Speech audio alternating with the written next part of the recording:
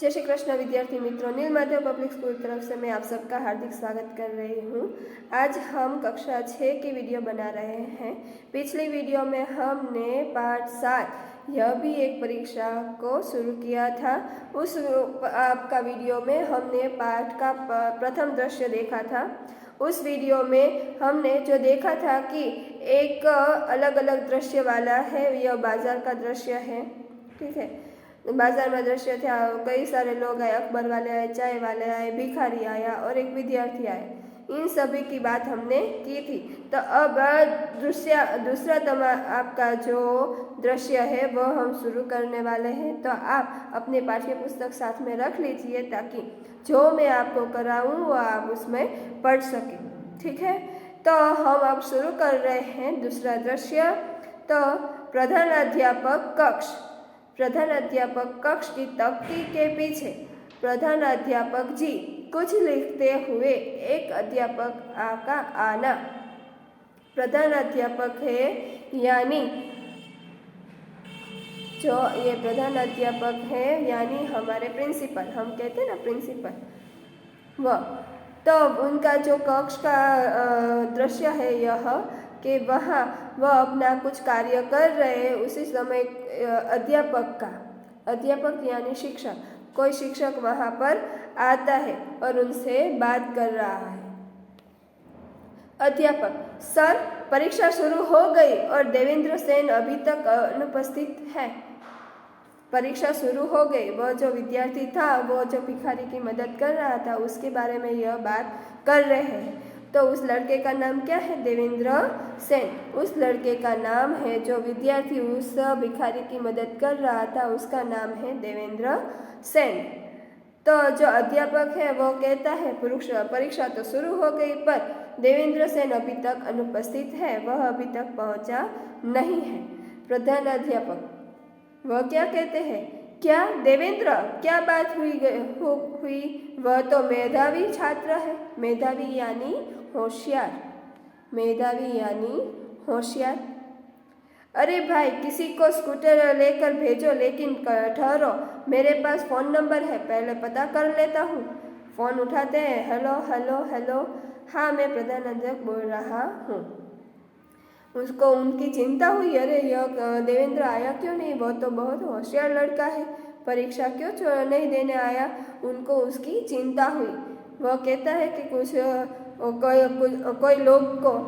कोई व्यक्ति को भेजो कि वह क्यों नहीं पहुंचा, वो उसकी तपास करे, जांच करे कि वह परीक्षा देने के लिए क्यों नहीं पहुंचा है।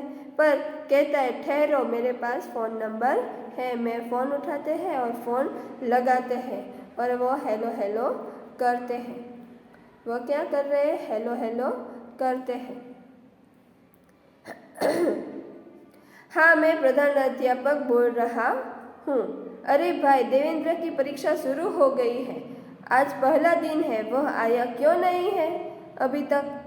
घर से निकले घंटा भर हो गया। हाँ, परीक्षा शुरू हुए 10 मिनट से ज़्यादा हो गए हैं। पता लगाओ भाई, वह तो प्रथम श्रेणी में उत्तीर्ण होने वाले में से हैं। फ़ोन रखकर उसे घर से निकले बहुत समय हो गया है, आना जाना चाहिए। जो प्रिंसिपल है, उन्होंने जो फ़ोन पर बात की वह उसके पिता के साथ उसने बात की है। तो दोनों की बात होती है, अरे परीक्षा तो शुरू हो गई, आपका लड़का क्यों नहीं आया है? तो वो तो कहते हैं वो तो घंटे भर से चला गया है, पहुंच गया होगा।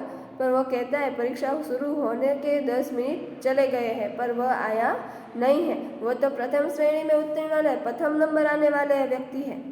वो विद्यार्थी तो होशियार है पर क्यों नहीं आया, पता लगाओ। वो फ़ोन रखता है और कहते हैं पता लगाओ कि वो क्यों नहीं आया। देखिए, वह आज आ जाए तो मेरे पास भेजना।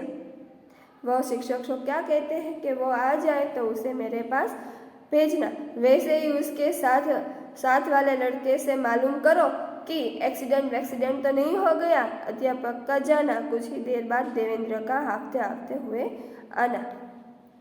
क्या करता है वो जो शिक्षक है उनसे कहते हैं कि उसके जो बाजू में जो लड़का बैठता है उसे पूछिए कुछ एक्सीडेंट तो नहीं हो गया। वह जो शिक्षक है वो वहाँ से जाता है और कुछ ही देर में देवेंद्र हांफता हुआ वहाँ आता है। शिक्षक और प्रिंसिपल की बात खत्म होती है और देवेंद्र वहाँ पर आता है। देवेंद्र, क्या मैं अंदर आ सकता हूँ श्रीमान? वह अंदर रूम में जाने के लिए उनकी अनुमति मांगता है कि क्या मैं अंदर आ सकता हूँ? प्रधानाचार्य, अरे देवेंद्र, इतने लेट कहाँ थे अब तक? वह उनसे प्रश्न पूछते हैं। अरे देवेंद्र, तुम आ गए? कहाँ थे अब तक? इतना तुम्हें देरी क्यों हो गई? इतना देर से क्यों आए तुम? तो देवेंद्र बोलता है, घबराया सर। अस्पताल सर? वह घबरा जाता है, घबराया हुआ है क्योंकि वह परीक्षा में देरी से लौटा है, इसीलिए घबराहट तो होती है ना। तो वह तो भी उत्तर देता है कि सर अस्पताल में था। तो प्रधान अध्यापक कड़कड़, अस्पताल? बड़े स्वर में कहते हैं, अस्पताल? परीक्षा क्या वहाँ हो रही थी? उन पर गुस्सा हो रहा है। उसे गुस्से से कहते हैं, क्यों, परीक्षा वहाँ हो रही थी? ये पेट पर खून के धब्बे कहीं गिर पड़े थे क्या? और उसका जो पैंट था वो खून वाला था, इसीलिए पूछते हैं कहीं गिर गए थे? पैंट पर खून के धब्बे क्यों है? देवेंद्र, जी नहीं, एक अंधे बूढ़े भिखारी को किसी ने साइकिल की टक्कर मार दी। उसकी टांग ज्यादा जख्मी हो गई। वह सड़क के बीचों बीच पड़ा करा रहा था। उसे तुरंत इलाज की जरूरत थी, इसलिए अस्पताल में भर्ती करवा कर आ रहा हूँ। क्षमा चाहता हूँ सर। देवेंद्र ने अच्छी बात करी और वह निडर होकर उसे सर को सब कुछ बता रहा है। देवेंद्र क्या कर रहा है? जी नहीं, मैं गिरा नहीं था। एक अंधे भिखारी को किसी ने साइकिल से टक्कर मार दी थी और उससे उसे पैर में बहुत ज़्यादा चोट लगी थी। उसकी जो टांग थी वो टूट गई थी, उसको ज़्यादा चोट लगी थी। वह सड़क के बीचों बीच कर्रा रहा था यानी पीड़ा से चीख रहा था। कर्रा रहा था यानी चीख रहा था। उसे चोट का बहुत दर्द हो रहा था। उसे तुरंत इलाज की ज़रूरत थी, इसलिए अस्पताल में भर्ती करवा कर आ रहा हूँ। क्षमा चाहता हूँ सर। उसे इलाज की ज़्यादा ज़रूरत थी, इसलिए मैं क्षमा चाहता हूँ सर, ऐसा कहता है। और वह वहाँ से उसे अस्पताल ले जाता है और वहाँ उसे भर्ती करवा कर आ रहा है।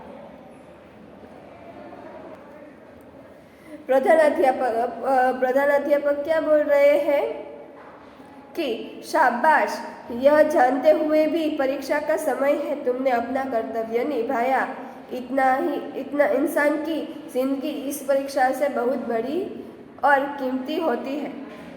वह जो विद्यार्थी है देवेंद्र है, उसको शाबाशी देते हैं कि जो तुमने कार्य किया वह बहुत ही अच्छा किया। जो यह परीक्षा है उससे ज़्यादा अपना कर्तव्य निभाना ज़्यादा ज़रूरी होता है। इंसान की ज़िंदगी में तो बहुत बड़ी बड़ी परीक्षाएं आती है, पर उसकी कीमत होती है। जाओ परीक्षा में बैठो, कमरा नंबर 4 में तुम्हारा रोल नंबर है। देवेंद्र जाता है। प्रधानाध्यापक फ़ोन उठाते हैं। देवेंद्र को कहते हैं तुम रूम नंबर 4 में जाओ, तुम्हारा रोल नंबर वहाँ पे है। देवेंद्र वहाँ से जाता है और प्रधानाध्यापक है वह अपना फ़ोन फिर से उठाते हैं। कौन शाबाशी नहीं देता इस कार्य का? किसी की भी आप मदद करो तो आपको शाबाशी हमेशा मिलती है। कोई भी आप पर गुस्सा नहीं करता, इसलिए जो भी कार्य करो अच्छा करो और किसी से छुपाओ मत। जो भी कारण हो, जैसा भी कारण हो, सबको आपको बताना चाहिए। डांट से आपको घबराना नहीं चाहिए। तो अब प्रधानाध्यापक है वह फ़ोन उठाते हैं और फ़ोन पर बात करते हैं। फ़ोन पर, हेलो सेन साहब। हाँ, देवेंद्र आ गया। रास्ते में किसी बूढ़े का एक्सीडेंट हो गया था, उसे अस्पताल भर्ती करवा कर आया है। फिर वह जो देवेंद्र के पिता हैं उनको फ़ोन करते हैं और कहते हैं, हाँ सेन साहब, आपका देवेंद्र स्कूल पहुंच गया है। रास्ते में किसी बूढ़े का एक्सीडेंट हो गया था, बूढ़े भिखारी का जो एक्सीडेंट हो गया था उसे अस्पताल भर्ती करवा कर आया है। अरे भाई, इस परीक्षा में तो पास होगा ही, किंतु इससे भी बड़ी इंसानियत की परीक्षा में पास हो गया है, ऐसे होनहार सपूत के पिता हैं आप, बधाई। फिर वह क्या करता है कि आप इस इंसान जो ऐसी छोटी सी उम्र में इतना अच्छा कार्य करने वाला जो लड़का है, उस लड़के के आप पिता हैं, आपने जो उसे सिखाया है वह बहुत ही अच्छा है, उसे शाबाश। वह कहते हैं, शाबाशी तो देते ही वे, पर उसके पिता से कहते हैं कि वो यह परीक्षा में तो पास हो गया ही है, पर इंसानियत की परीक्षा में भी पास हो जाएगा। वो उसने जो कार्य किया है वह इंसानियत का कार्य है, वह उसमें भी पास हो गया है। तो यह इस बात से वह उनको बधाई देते हैं। ठीक है, तो कुछ भी कार्य हो, कोई भी कार्य वो अच्छे से करना चाहिए। आपको हमेशा ही किसी की मदद करने से शाबाशी अवश्य ही मिलेगी, क्योंकि कर्तव्य ही है हमारा कर्तव्य ही है किसी का सेवा करना, किसी की मदद करना, यही हमारा धर्म है। तो यही हमें इस पाठ में बताया गया है। ठीक है, तो मैं आशा करती हूँ कि इस पाठ को आप अच्छी तरह से पढ़ेंगे, इसको अच्छी तरह से याद करेंगे। ठीक है, यहीं पर मैं अपना वीडियो समाप्त कर रही हूँ। Thank you.